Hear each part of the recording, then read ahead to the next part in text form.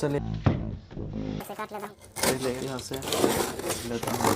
तो अब चलो का ये है और train high speed train new.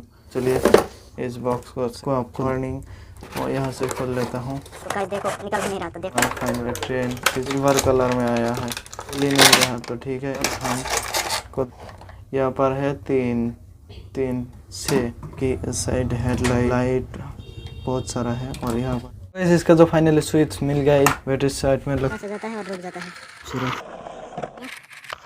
पर कोई नहीं दमदार तरीके से जा रहा है। नहीं इसके थोड़ा सा